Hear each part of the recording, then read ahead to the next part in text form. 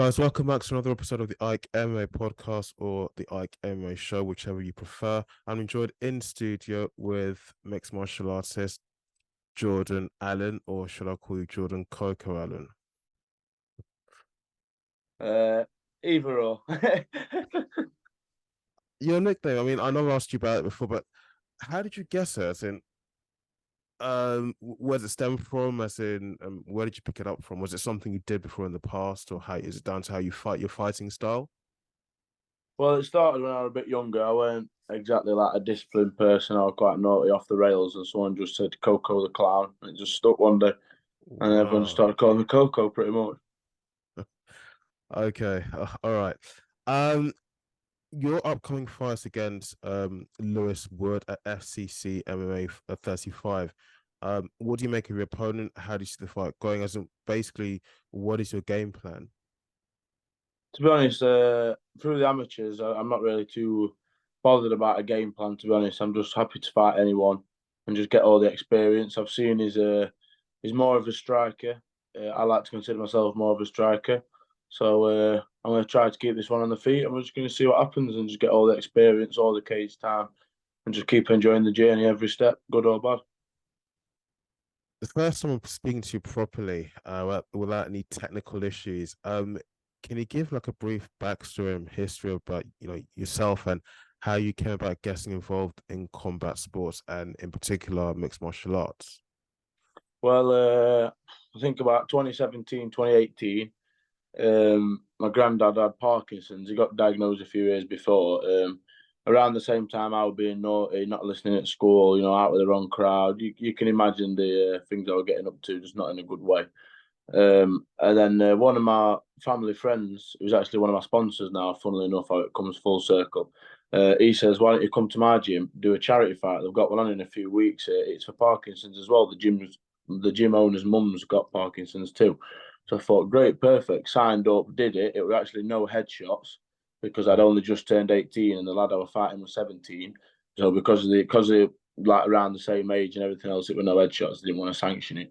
So I did that, and I thought, you know what, I've got to do it again with headshots. Did the same thing against a good fighter, and then from there, just sort of got training hard.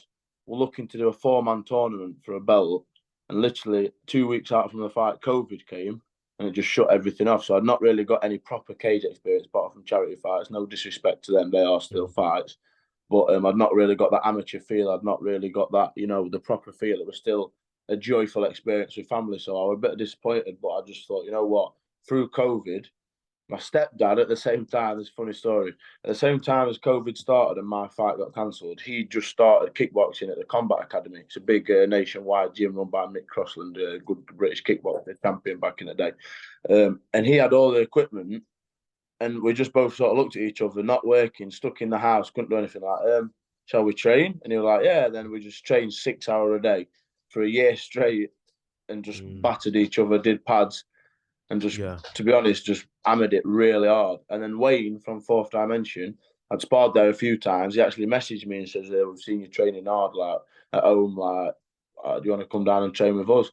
And I went there and just got involved with that team. And then here I am now, 10 fights in, some wins, some losses, but just enjoying every step of it. No, that how you say that a lot of it happened under lockdown, because I know during that time a lot of the gyms surprisingly were shut, although they Yeah, opened lots of the restaurants and the pubs, kept those places open, but the gyms places are supposed to be there to go there to improve your health and your mental health. It's yeah. surprising a lot of those places were closed.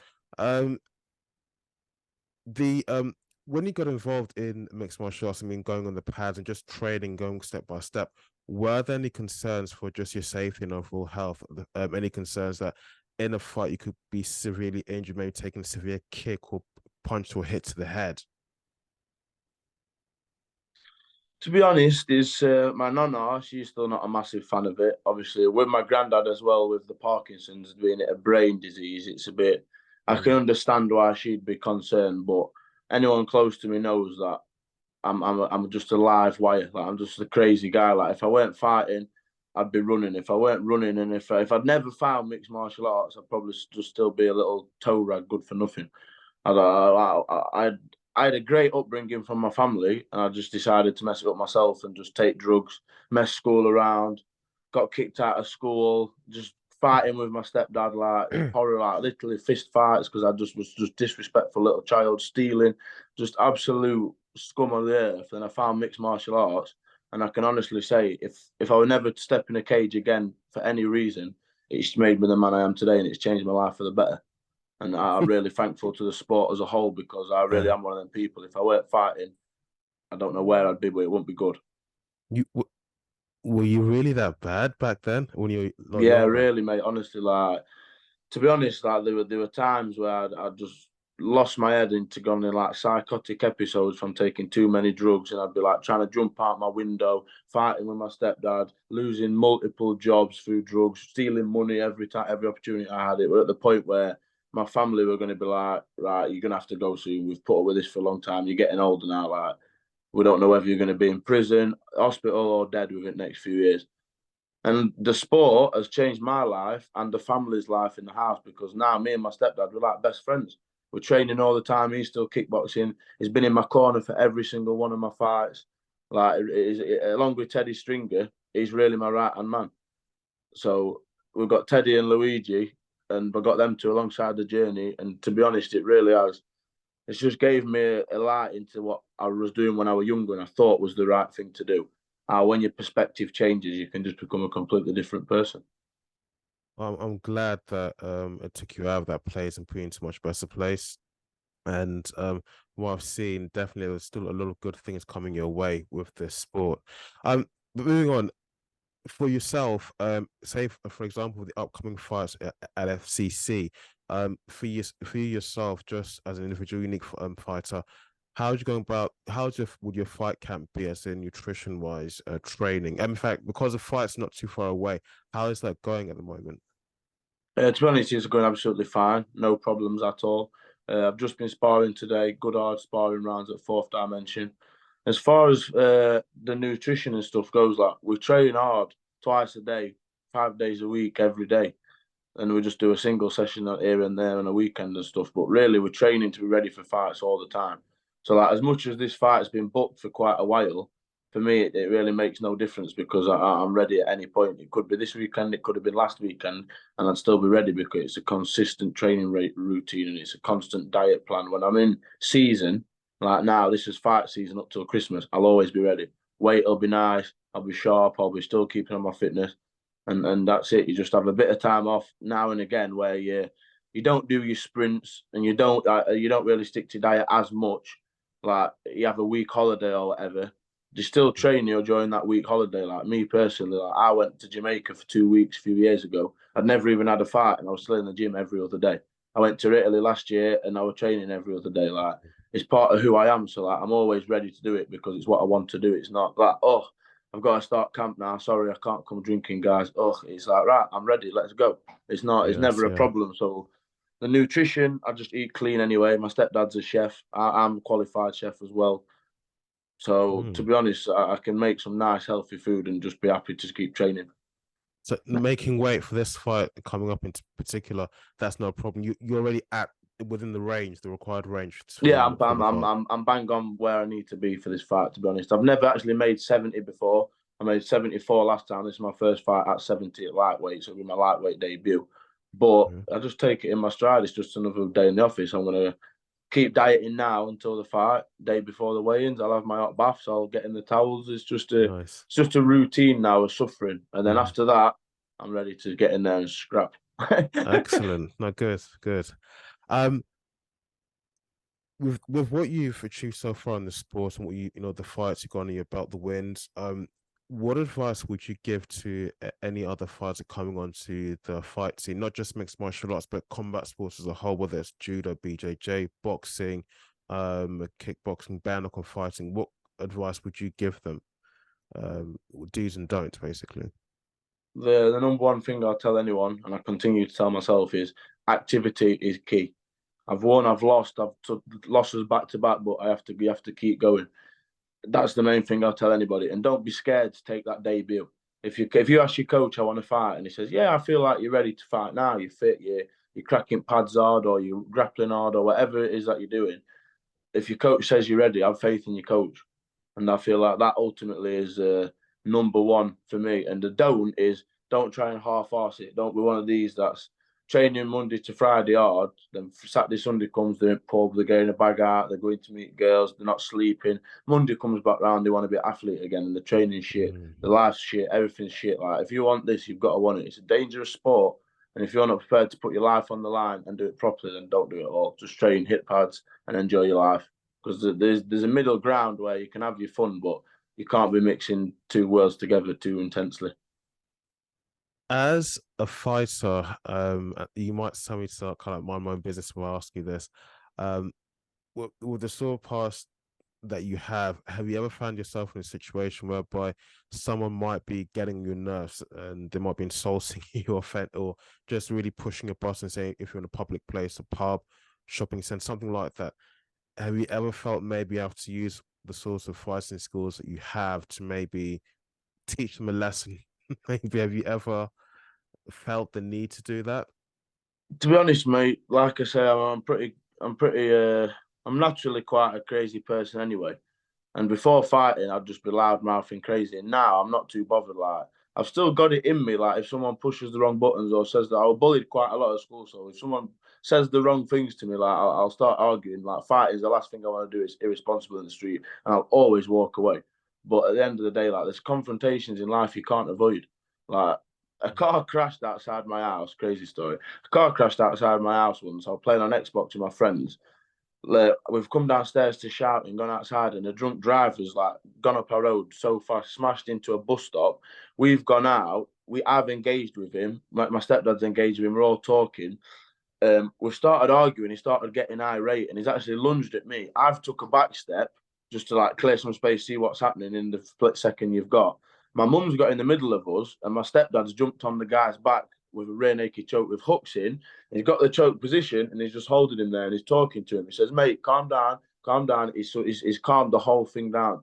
That's the only time in life that I've ever really seen actual. And the thing is, he's a kickboxer. He didn't do no grappling. So he just seen it a few times and knows what to do, and he jumped on his Mm-hmm. back and just calmed the whole situation down. I was angry because during this kerfuffle, my mum's finger got broken, and I'm calm. Like, this guy's subdued, everything's happy. I've looked at my mum with a broken finger, got really angry, ran over to the guy to fill him in. I'm like, and I've realised like, oh, he's already my stepdad's already on his back. He's done, like, it's finished, and I've walked off, left the situation. But that's the only time I've actually seen it, and I just think at the end of the day, that's all it take. That's all it took was a little bit of jujitsu, jump on his back, hold him there, calm him down verbally, and let him go. And then police came, and the whole thing was just fizzled out. If my stepdad hadn't have been there and hadn't have done that, he'd have probably hit me when he'd gone to me, and then as a fighter, natural reactions hit him back. And then obviously we all know how fighters go. You don't know what happens from there. It's not worth finding out on the street on concrete. So I'm thankful, to be honest, that even he knows a Yes. bit of jiu-jitsu in that Yeah. situation. How did your mother break her arm in that altercation? She broke a little finger because Yeah. as she's come in the middle of this guy jumping at me and me sort of like lunging back, like, well, she's got in the middle, and as my stepdad's jumped on his back, he must have pulled my mum's finger or something. He's grabbed onto her and it just cracked it up. And she Oh, broke it, went to okay. hospital that night. Police were interviewing us all. It was a crazy thing that happened, but ultimately we sorted the whole situation out. I mean, half the village Mm. were out just looking like, and we were just the ones who subdued this drunk driver, sent him to the Yes. police, and actually got a pat on the back from the police saying thank you for that, because they were trying to drive off. And at the end of the day, if it weren't for Luigi jumping on his back and my mum alerting us as to what had happened, there'd have been a guy who might have crashed and took someone's life. So again, it's all martial arts. It all boils down to intense situations and how you react to them. You're still a young fighter, but what future plans do you have? As in, do you hope that one day you can progress to the bigger, more mainstream international fight scene? As in, I know the most obvious brand is that the UFC, which is most fighters' dreams to get their name in that particular promotion. But for you yourself, as in, which of those big names do you see yourself fighting, and is that something that you do that is on the cards for you in the future? To be honest, my next goal is just to win a fight because I've had two losses back to back. I'm not sure how to say it. So I just want to win this next fight. And from there, hopefully get back into contention for titles, get a British title. eventually go pro whenever my coach says. Again, I've got faith in Fourth Dimension and my coach and my team. So whenever he says, right, you're ready to go pro, I'll say, right, let's go, let's do it. I'm not scared to do it. You got to just take it all as it comes. But ultimately, my goal is just to keep living my life, being able to fight physically, financially. You know, I've got a good family support circle. Like, that's my biggest goal, is just to keep doing this as long as I can. And then I've got little goals like turning pro, British amateur champ, pro British champ, big organisation signing. You know, like everyone wants them little steps. But for me, fundamentally, I just want to be able to do this for as long as I can. You said you had a few losses before in the past, and it's something that I've seen that does irritate me a lot. Do you get a lot of trolls and haters that'll come at you and say really just unhelpful, nasty things online, these nasty comments and things like that? Some little stupid things on YouTube videos, things like that. I mean, I got submitted with an armbar on Almighty by Scottish youth. Fraser Patterson, his name is, a good fighter. He armbarred me, and there's a picture, and you can basically see, and the thumbnail, obviously, which we used, was like the bulge of my arm, like my elbow facing the other way, like about to break. So then people commenting on that, and then the last fight with Christian Soda, again, the thumbnail, as you do, it's good business for promotion and the winning fighter. Thumbnails me all twist up in a rear naked choke like this. So like you get comments on stuff like that, but to be honest, mate, I don't really give a fuck, quite frankly. Excuse my language, because at the end of the day, like, these people, what are you doing with your life? You can have family, kids, and be a wonderful person, but if you're just talking shit to some youth online, you haven't got much going for you, have you? Mm-hmm. Even my worst enemy, I'm not going to sit and start talking shit to him online. I don't even speak to him face to face, so I'm going to speak to him online. And that's the same thing these trolls need to realise, is you'll never say this face to face, so don't say it on your keyboard. Last but not least, any shout outs you want to give to your sponsors or family and friends?